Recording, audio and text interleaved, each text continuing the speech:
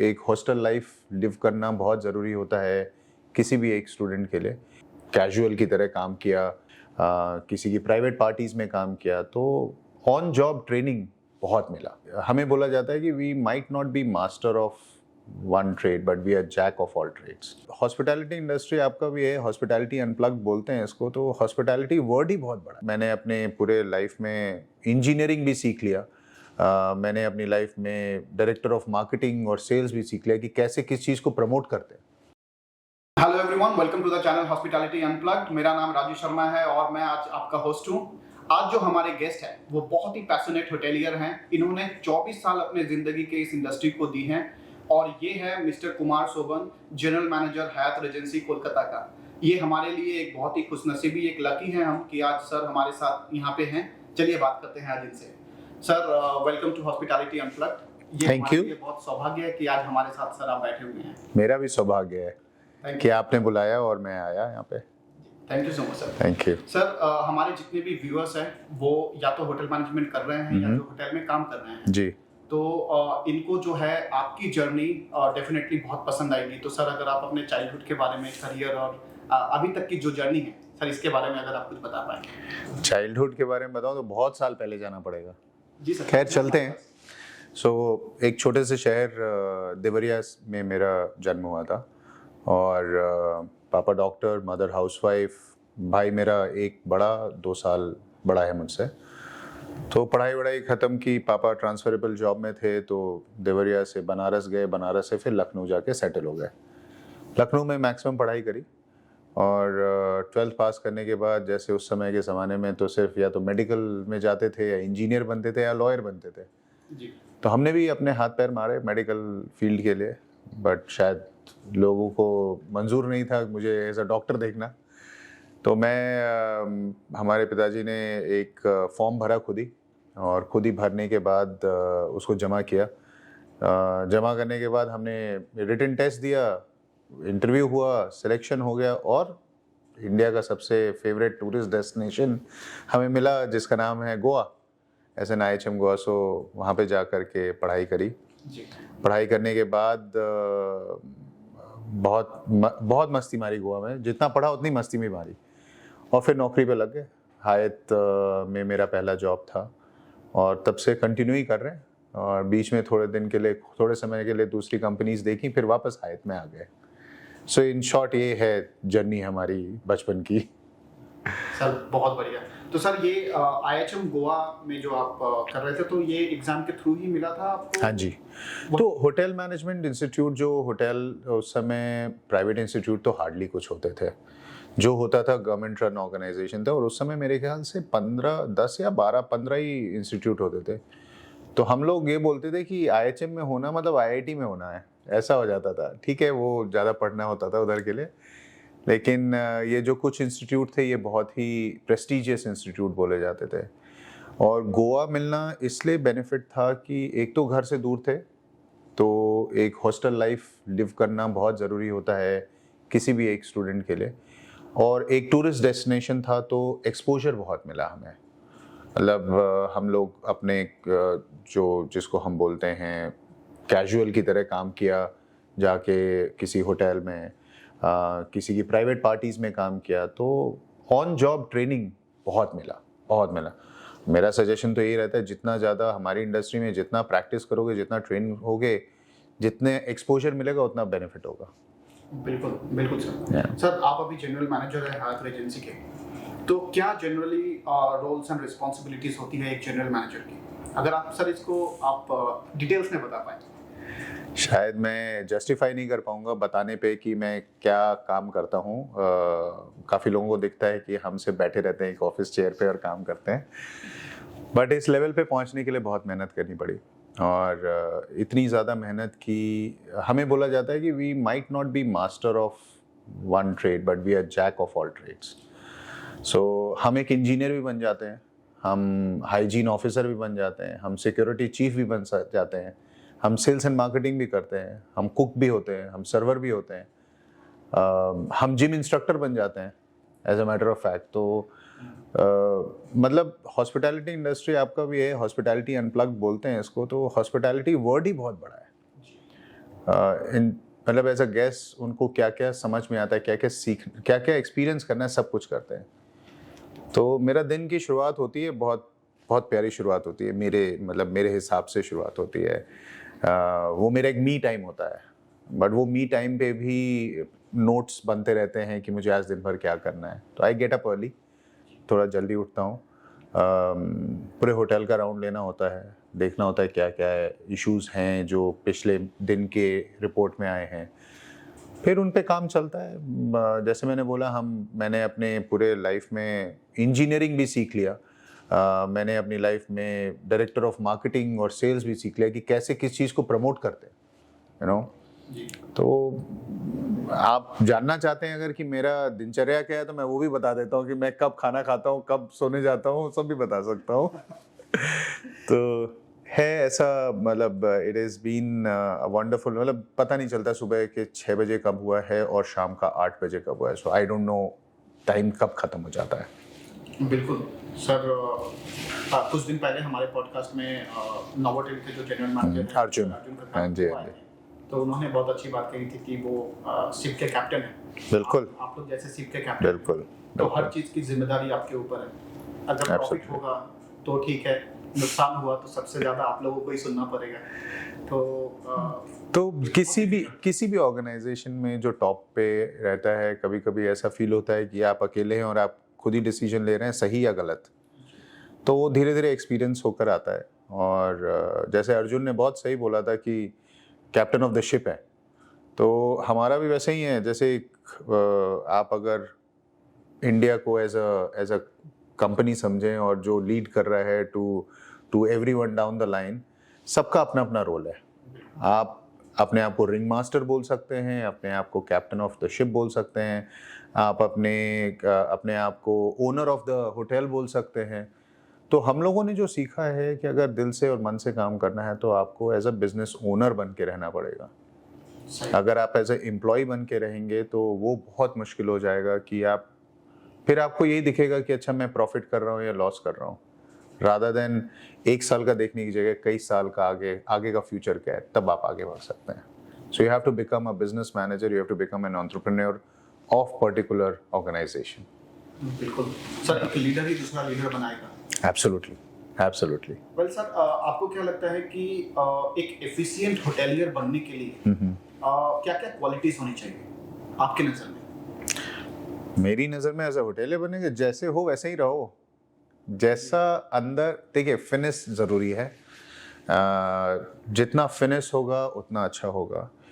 But हम किसी को नहीं बोलते कि आप फेक स्माइल लेकर आइए। हमारा कंपनी का पर्पस है to care for people so they can be their best. हम नहीं बोलते कि आप अपना आप दाढ़ी है नहीं है, यू नो, टैटू है नहीं है, ठीक है, गाइडलाइंस हैं हमारे पास।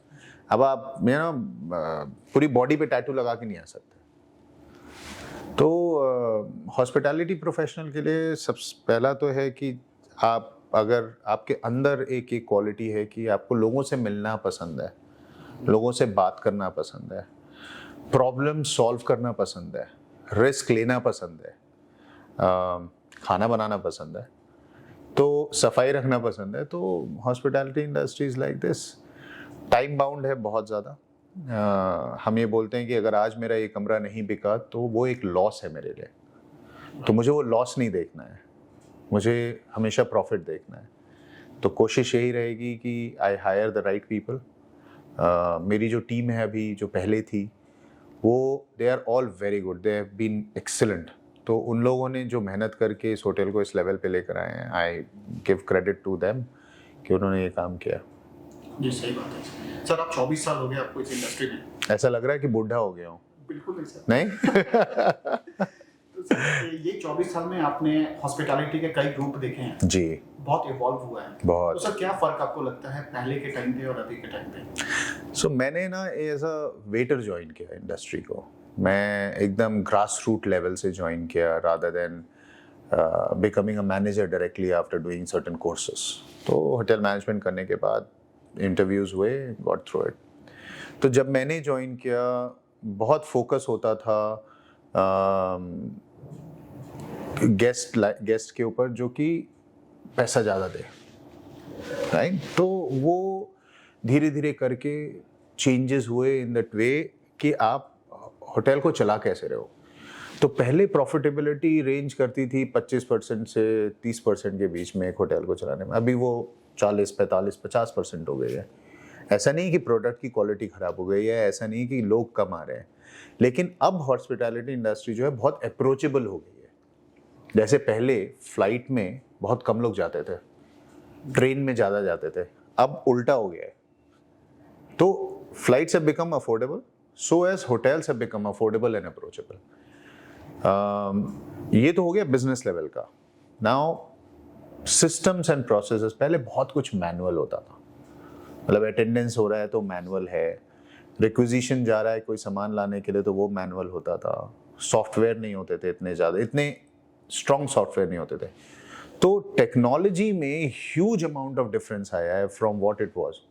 पहले हम लोग रीफोरकास्ट करते थे अपना बिजनेस क्या होगा, वो अपने जो हमें दिख रहा है हम वही रिफोकास्ट कर रहे हैं, हमें पता ही नहीं था मार्केट में क्या आ रहा है। अभी टेक्नोलॉजी की वजह से इतना पता चल जाता है कि अच्छा आगे के महीने में ये बिजनेस आने वाला है, तो उसकी वजह से हम जो है अपने रेट्स को फिक्स कर सकते थे या ऑक्यूपेंसीज फिक्स कर सकते हैं।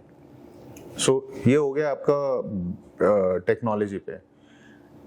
और लुकिंग एट पीपल, तो जब हमने शुरुआत करी तो हम लोग, बोलना नहीं चाहिए बट हाँ, हम लोग काफ़ी काम करते थे, काफ़ी घंटे काम करते थे और बिना किसी ग्रज के काम करते थे। तो हमारा फोकस यही था कि हमें अगले 6 साल में, 8 साल में जीएम पोजीशन, 10 साल में जीएम पोजीशन पे जाना है।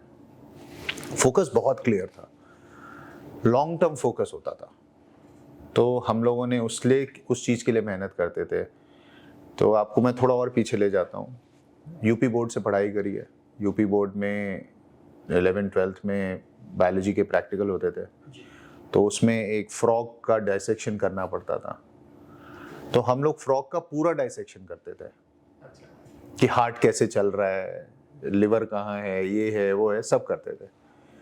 तो उस समय हॉस्पिटैलिटी में अगर मुझे एक डिश बेचनी है तो उस डिश के बारे में मुझे कहाँ से ओरिजिनेट किया है, ये मसाला कहाँ से आ रहा है या ये हर्ब कहाँ से आ रहा है, वो जिस जगह से आ रहा है उस फार्म का नाम क्या है, मतलब we used to go completely into detail, बहुत बारीकी से। मतलब आज की डेट में भी अगर मुझसे कोई पूछे तो शायद मुझे याद होगा कि उस पर्टिकुलर डिश का नाम इटालियन में क्या बोला जाता है, बिकॉज मैंने अपने करियर की शुरुआत एक इटालियन रेस्टोरेंट में करी थी, हाइट रीजेंसी दिल्ली में।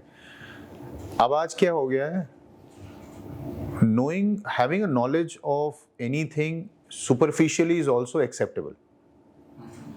कि मतलब ये डिश है, चिकन का डिश है, आपने कभी कभी देखा होगा, आप कभी किस रेस्टोरेंट में जाओ तो आप पूछते होगे, आप सोचते होगे कि इसमें क्या लिखा है, क्या है ये डिश। ग्रिल्ड चिकन है, जस्ट टेकिंग एन एग्जांपल कि ग्रिल्ड चिकन है, अब उसके साथ पेपरकॉर्न सॉस है, बस आपको समझ में आ गया एज अ गेस्ट, ठीक है पेपरकॉर्न सॉस है, अच्छा है, ठीक है। हमारे समय में as waiters we used to get trained कि ये चिकन कहाँ से आया है, फ्री रेंज है, मतलब केज फ्री चिकन है, एंटीबायोटिक फ्री चिकन है। उस समय बहुत फोकस होता था इन सब चीज़ों का। मतलब वो एक, आज की डेट में तो फ्री रेंज चिकन हर जगह मिल जाता है, पहले बहुत मुश्किल से मिलता था। सो उसमें पेपरकॉर्न कहाँ से आ रहा है, अभी तो पेपरकॉर्न है। पिंक पेपर यूज होता था उस समय, pink paper that time was big. अब आज की डेट में जाइए तो पिंक पेपर आपको हर जगह मिलेगा। सो जो ट्रेनिंग था हमारा उस समय का, वो बहुत ही फोकस्ड ट्रेनिंग था, डीप इनटू डिटेल। आज भी हम ट्रेनिंग देते हैं और गलती किसी की नहीं है, गलती हमारी ही है कि हमारी ट्रेनिंग जो है इतनी स्ट्रांग क्यों नहीं है, बिकॉज मे बी सामने जो सीखने वाला है he doesn't want to spend that much of time to learn things around. मेरा सजेशन यही है कि जितना आप सीखें, जितना पढ़ें, उतना आगे बढ़ेंगे। बिल्कुल सर, मैं अप्री करता हूँ आपकी बात से। सर आप अभी जो हयात रेजेंसी कोलकाता है 234 जी वाला प्रॉपर्टी है, जी। तो सर इतने बड़े प्रॉपर्टी को मैनेज करना, अब क्या क्या डिफिकल्टी का सामना आपको करना पड़ता है और आप उसको ओवरकम किस तरह से करते हैं सर? सो चाहे वो कैप्टन ऑफ द शिप हो, चाहे वो प्रेसिडेंट ऑफ इंडिया हो, अकेले तो कुछ मैनेज नहीं कर सकता। सही बात जी। टीम चाहिए, और आपकी टीम अगर अच्छी है तो सब कुछ आसानी से हो जाता है। 234 कमरों की प्रॉपर्टी में आप की नज़र हर जगह नहीं रह सकती, राइट? डिफरेंट टीम्स हैं, आपको टीम को बताने से पहले आपको उसकी नॉलेज होनी चाहिए। तो अगर मैं जाके इंजीनियर को बोलूँ कि आज एसी काम क्यों नहीं कर रहा, अब इंजीनियर मुझे समझाने की कोशिश कर रहा है, सर चिलर में ये है, एचयू में ये प्रॉब्लम है। अब या तो मैं ये बोलूँ कि नहीं मुझे इससे कोई मतलब नहीं है, मुझे चाहिए एसी चलाओ, लेकिन अब एसी चलाने के लिए वो मुझे टेक्निकलिटी बता रहा है, तो मुझे एज अ जीएम मुझे वो जानना है। तो मैंने अपने करियर में I have learn these things. मैं जाकर इंजीनियर के साथ बैठा मेरे प्रीवियस होटल में, उसके पहले जब मैं चेन्नई में काम करता था, तो मैंने सीखा जाके। वो सीखने के बाद ही जाकर के ये सब चीज़ें मुझे पता है कि अच्छा चिलर का रनिंग टेम्परेचर ये होना चाहिए। तो ये एक एग्जाम्पल है। आसान नहीं है 234 कमरे की प्रॉपर्टी चलाना, अब जहाँ पे आपके पास हर तरह के लोग आते हैं, चाहे वो एम्प्लॉयज़ हों, चाहे वो गेस्ट हों, चाहे वो वेंडर हों, हर तरह के। अभी क्या मैं सबको खुश रख सकता हूँ? शायद नहीं, बिकॉज मैं भगवान नहीं हूँ, मैं सबको खुश नहीं रख सकता। भगवान भी सबको खुश नहीं कर सकते, वो तो आपके ऊपर है, उनके हिसाब से आप खुश है। तो कुछ लोग नाराज होते हैं, उनको वापस अपना दोस्त कैसे बनाना है उस पर ज़्यादा फोकस करते हैं, क्योंकि अगर मेरे पास जो चीज़ नहीं है उस पर मैं मेहनत करके कोई फ़ायदा नहीं है। तो मेरी टीम अच्छी होनी चाहिए। वो टीम कितनी अच्छी है अपनी टीम के साथ, so it's a chain reaction. मैं क्या कर रहा हूँ, मैं क्या सिखा रहा हूँ अपनी टीम को, वो क्या सिखा रहे हैं अपनी टीम को, वो टीम क्या सिखा रही है। सो वो पूरा हायरार्की अगर सेट है तो आपका होटल में कभी कोई इशू नहीं आएगा। हमारी कस्टमर सर्विस सिस्टम है, जिसको हमारा एक पैरामीटर होता है, जिसको बोलते हैं ऑनलाइन आप जब होटल से चेकआउट होते हैं तो आपको एक सर्वे आता है, ऑटोमेटेड सर्वे। उसमें कम से कम 40-50 क्वेश्चन होते हैं, अगर आपको पूरा आउट करना है। शॉर्ट सर्वे भी है उसमें। अगर आप गए और आप उसमें एक ऑप्शन होता है कस्टमर सर्विस कैसा रहा, ब्रेकफास्ट कैसा रहा, सफाई कैसी रही, रूम में सब कुछ काम कर रहा था या नहीं कर रहा था। तो we are sitting at around 78% score, which is industry के हिसाब से it is one of the best scores. और हमारी प्रॉपर्टी नई नहीं है, हमारी प्रॉपर्टी को 21 साल हो गए हैं। उसके बावजूद अगर हमारी प्रॉपर्टी में इतना प्यारा स्कोर आ रहा है, I am very happy with my team. Yes, of course improvement का स्कोप हर जगह रहता है। वी ऑल्सो नो कि हमारे एरियाज़ क्या हैं जहाँ हमें इम्प्रूव करना है, तो उस पर काम चलता रहता है। बिल्कुल सर, आपके होटल में तकरीबन 400 से ज़्यादा एम्प्लॉइज़ हैं। हाँ जी। तो सर इतने एम्प्लॉइज़ को मेंटेन करना, आई मीन सबके बारे में जानना, ये डिफ़िकल्ट नहीं होता है आपके लिए? होता था एक ज़माने में, अभी तो आदत हो गई है। सो लीडर तभी सक्सेसफुल होता है जब उसको ये पता हो कि उस एम्प्लॉय के, एक पर्टिकुलर एम्प्लॉय के फैमिली में क्या इश्यूज चल रहे हैं। ऑफिस में आपके साथ ज़्यादा टाइम बिता रहा है, आप ये सोचिए 24 घंटे में से 10-10.5 घंटे तो नौकरी कर ही रहा है आपके पास। उसके बाद 2 घंटा उसका आना जाने में, घर पहुंचा, दोस्तों के साथ बैठा, 8 घंटा तो सो लिया, बचा कितना? परिवार के साथ तो उसके पास 3 ही 4 घंटे बचे ना बैठ के बातें करने के लिए। वो मेरे साथ ज़्यादा टाइम बिताता है, तो मुझे उसके साथ टाइम बिताना और उसके साथ बातें करना, आई लाइक दैट। और ये मैं तभी कर पाता हूँ जब मेरी लीडरशिप टीम इतनी स्ट्रांग है कि वो मैनेज कर रहे हैं business. I as a general manager, मुझे अपनी टीम के साथ बात करना बहुत अच्छा लगता है। जी। तो आसान नहीं होता है, सब लोग सुपरस्टार नहीं होते, कुछ लोग स्टार होते हैं, कुछ लोग सुपरस्टार होते हैं। तो उनके लिए उनका ट्रेनिंग नीड क्या है वो ढूंढना बहुत ज़रूरी होता है। तो हमारा सिस्टम बहुत रोबस्ट है। हम लोग साल के शुरुआत में सबको जैसे गोल दिया जाता है, या जिसको आप बोलते हैं PDP, we don't call it PDP, we call it check in conversation.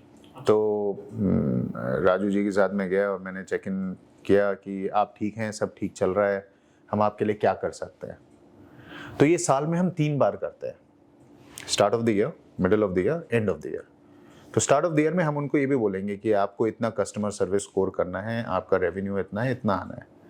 बीच में, साल के बीच में हम उनके साथ बैठते हैं कि अच्छा आप आगे चल रहे हो या पीछे चल रहे हो। पीछे चल रहे हो तो हम क्या एज अ जीएम या एज अ मैनेजर हम क्या सपोर्ट कर सकते हैं। And always keep an open door policy, दरवाज़ा मत लॉक करिए अनलेस आपका कोई इंपॉर्टेंट मीटिंग चल रहा है, दरवाज़ा खुला रखिए, अपने आप को इतना अप्रोचेबल रखिए कि टीम को मज़ा आए आपसे बात करने के लिए। अगर वो इंग्लिश में बात करें, इंग्लिश में बात करिए, हिंदी में बात करें, हिंदी में बात करिए, बांग्ला में बात करें, बांग्ला में बात करिए। खैर, by the virtue of my wife being a Bengali, I understand Bengali. तो वो एक कंफर्ट लेवल आ जाता है उनके साथ, तो ये है। बिल्कुल बिल्कुल सर। अभी बहुत चर्चा है मार्केट में work life balance in hospitality industry, तो सर इस पे आपका क्या टेक है? मैंने बहुत साल बाद ये सीखा, पता है। जैसे सब लोग करते हैं शुरुआत में, काम काम काम काम काम काम। मैं आज भी अपनी टीम को बोलता हूँ, फैमिली ऑलवेज कम्स फर्स्ट। तो अगर घर में कोई प्रॉब्लम है, काम होता रहेगा, तुम रिप्लेस किए जा सकते हो घर ऑफिस में, घर पे तुम्हें कोई रिप्लेस नहीं करेगा, तो सब कुछ छोड़ के घर चले जाओ। अभी ऑफ लेटली हमारी एग्जीक्यूटिव हाउसकीपर के डैड की तबीयत बहुत ख़राब हो गई थी, तो वो इतना गिल्टी फील कर रही थी मुझे बोलने में कि सर मैं 1 दिन की और छुट्टी ले लूँ या 2 दिन की। मैंने बोला बेटा, you need to be at home, तुम उनकी डॉटर हो, तुम्हारा कोई जगह रिप्लेस नहीं कर सकता है।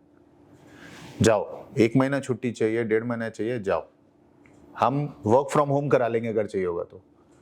हमारे इंडस्ट्री में खैर वर्क फ्रॉम होम होता ही नहीं है, you have to be present every time.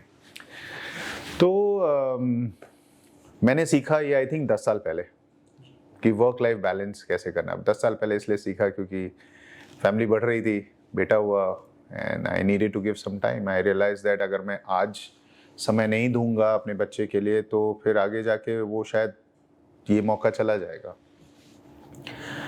अभी मेरा दिन का शुरुआत सुबह होता है, तो I take my dog on the rounds, तो मैं उसको वॉक कराने ले जाता हूँ, वो मेरा एक मी टाइम है। उसके बाद मैं जिम जाता हूँ, जिम करने के बाद फिर मैं, एक हमारे गेस्ट हैं जो जब से होटल खुला है तब से हर दिन आते हैं कॉफ़ी पीने, अगर वो इस शहर में, तो मैं उनके साथ एक बैठ के सुबह कॉफ़ी पीता हूँ। उसके बाद घर गया, लोगों के साथ बैठा। तो अगर आपके पास 1 घंटा भी है ना, वो 1 घंटा क्वालिटी टाइम होना चाहिए। मैं अपनी टीम को भी, जितने नए एम्प्लॉयज़ आते हैं, मैं उनको ये चीज़ सिखाता हूँ कि आप आ गए हो अब ऐसी इंडस्ट्री में जो बाहर से बहुत ग्लैमरस दिखती है, और उसको अगर ग्लैमरस दिखाना है तो पीछे इतना काम चलता है कि आप थक जाओगे। तो जब होटल के अंदर घुसो तो अपने सारे प्रॉब्लम्स बाहर छोड़ के आना। जब होटल से बाहर जाओ तो होटल की प्रॉब्लम सारी होटल के अंदर छोड़ के जाओ। तो ये मैंने जैसे बोला कि मैंने बहुत दिनों बाद सीखा ये, लेकिन मैंने सीखा, and luckily I take time off for my family, I take time off for with my friends. हम पार्टी करने जाते हैं, हम वेकेशन लेते हैं टाइमली। हर 3 महीने में 1 हफ्ते का भी, अगर 3-4 दिन का भी वेकेशन हो जाता है तो यू गेट रिजुविनेटेड। तो मैं जब ट्रैवल करता हूँ तो मैं जाकर देखता हूँ, अच्छा यहाँ पे ये खाना अच्छा बन रहा है, ये बेस्ट प्रैक्टिसेस है, मैं ले सकता हूँ। ये ख़राब चीज़ हो रही है, मैं वो चीज़ को नहीं लाऊंगा यहाँ पे। तो उससे क्या होता है, मेरे आइडियाज़ एंड थॉट प्रोसेसेस बहुत ही क्लीन और क्लियर हो जाते हैं। So work life balance is important. घर, family is always the first. Absolutely, मैं सर बिल्कुल एग्री करता हूँ आपसे। और सर आप बहुत सारे ऐसे होटल मैनेजमेंट कॉलेजेस में जाते हैं, तो आप स्टूडेंट्स लोग से मिलते भी हैं, जी, हायर भी करते हैं जी। तो सर एक मैसेज जो आप अगर एस्पायरिंग होटेलियर्स को देना चाहें? पहली बात तो अगर आप एस्पायर कर रहे हो होटल इंडस्ट्री में आने के लिए, तो ये बात समझ लो कि टाइम लगेगा, लेकिन जब आप एक लेवल पे पहुंचोगे, वो खुशी मिलना, वो जो खुशी मिलती है ना, जब आपको पूरा शहर जानता है, तो वो खुशी अलग है। आप पूरे शहर को जानते हो, वो खुशी अलग है। तो अगर एस्पायर कर रहे हो तो 2-3 चीज़ें ध्यान में रखना। पहला, मेहनत बहुत ही करनी पड़ेगी। इट्स मोस्टली स्टैंडिंग जॉब, तो कुर्सी पे बैठना का समय अभी नहीं है। कुर्सी पे का समय का उम्र आएगा, उस समय कुर्सी पे बैठना और काम करना। दूसरा, कंसिस्टेंसी इज़ वेरी इंपॉर्टेंट। तो अगर आप होटल इंडस्ट्री को ज्वाइन कर रहे हो तो जो भी करो, I think this is important in every industry, जो भी करो मन लगा के करो और वो करते रहो, उसी को डेवलप करते रहो। और तीसरा और बहुत इंपॉर्टेंट है पैशन। इस इंडस्ट्री में पैशन नहीं है तो आप सरवाइव नहीं कर पाओगे। अगर आप ये सोच के आ रहे हो ये तो एक जॉब है, तो जॉब नहीं है ये एक पैशन है। अगर आपको मज़ा आता है लोगों से मिलने में, बातें करने में, प्रॉब्लम सॉल्व करने में, तो this industry is made for you. दुनिया घूमने के लिए, डिफरेंट नेशनैलिटीज से मिलते हैं आप, उनके कल्चर सीखते हैं। हम लोग हर दिन कुछ ना कुछ सीख रहे हैं। एक ही फैमिली के 10 लोग अगर आते हैं, उनमें से 2 को खाना पसंद नहीं आता है, 8 को खाना पसंद आता है, या 2 को कमरा पसंद नहीं आता है, 8 को पसंद आता है। इस सिचुएशन को कैसे मैनेज करना, ये एक वो बोलते हैं ना किक आता है, तो वो ऐसा किक है। सो या this is what it is. कभी ऐसा हुआ है कि आप अपने प्रॉपर्टी में हैं, प्रॉपर्टी को ऐसे देखे और सोचे कि वाओ मैं यहाँ का जनरल मैनेजर बन चुका हूँ? कभी ऐसा फील आया है? ये फील आया है मुझे 2 प्रॉपर्टीज में। हाइट रीजेंसी दिल्ली में, जहाँ पे मैं एज अ इंटर्न काम करता था, उसके बाद वहीं से नौकरी शुरू करी एज अ वेटर। वहीं पे मैं डायरेक्टर फूड एंड बेवरेज बना। तो अच्छा, ऐसे बन नहीं सकते आप, आपको सीखना पड़ता है। तो मैंने जब सीखना शुरू किया तो मुझे पता था कि मैं इन एम्प्लॉयज़ के साथ सीख रहा हूँ। बैंक्वेट सीखा मैंने कुछ एम्प्लॉयज़ के साथ, आज भी उनके नाम याद है, बाग सिंह, दयाल, ये लोग मुझसे उस समय कम से कम 10-12 साल बड़े थे वो। तो जब मैं डायरेक्टर फूड एंड बेवरेज बना, ऐसा नहीं हुआ कि मेरे सर पे चढ़ गई ये बात कि मैं तो राजा हो गया। तो that's the downfall of your career, अगर ऐसा होता था। तो आज की डेट में हमारे वहाँ अभी भी बोला जाता है Hyatt Regency Delhi is the Mecca of food and beverage in India. मतलब you will see maximum a lot of general managers across और lot of successful people have work there. तो वहाँ का डायरेक्टर F&B बनना बहुत बड़ी बात थी। जब मैं वहाँ पे एज टीम लीडर होता था, तो मैं कैलकाटा आता था, 1-2 प्रोजेक्ट्स कर रहे थे हम। सो उस समय दोनों ओनर्स सेम थे, तो उनका कुछ फंक्शन होता था तो मैं आता था। टीम लीडर उस समय और आज की डेट में जनरल मैनेजर, ऑफ कोर्स बहुत प्राउड फील होता है प्रॉपर्टी को ऐसे देखने में कि मैं यहाँ का जनरल मैनेजर हूँ। और इतना प्यार और इतना रिस्पेक्ट मिला ओवर द इयर्स। जिस भी शहर में काम किया, कैलकाटा में स्पेसिफिकली, बहुत रेस्पेक्ट और बहुत प्यार मिला। So this is what I always look forward to, कि मैं जहाँ जाऊँ एक छोटा सा एक इम्प्रेशन छोड़ जाऊँ। तो सर, आज का इंटर्न कल का जनरल मैनेजर बन सकता है? बिल्कुल बन सकता है। आज का इंटर्न कल का जनरल मैनेजर, क्या एरिया जनरल मैनेजर भी बन सकता है। राइट। वेल सर, आप बिलीव नहीं करेंगे, इतना अच्छा लगा आपसे आज मिलके और बातें करके। और मुझे बिल्कुल यकीन है कि जितने भी हमारे व्यूअर्स हैं, उन सबको आपकी ये जर्नी और एक्सपीरियंस जो है वो बहुत हेल्प करेगी। और एक जो उनका, क्योंकि या जो भी होटल मैनेजमेंट कर रहा है या जो होटल में अभी काम कर रहा है, वो जब ये वीडियो देखेगा ना सर, तो उनको भी ये एहसास हो जाएगा कि आज भले मैं जिस पोस्ट में भी हूँ, कल मैं जनरल मैनेजर या जनरल मैनेजर से बढ़ के भी मैं बहुत कुछ बन सकता हूँ। तो सर, आपने ये उम्मीद जगाए रखा उन लोगों में। Thank you so much. Thank you. बहुत अच्छा लगा आप सर हमारे पॉडकास्ट में आए। Thank you so much. Thank you.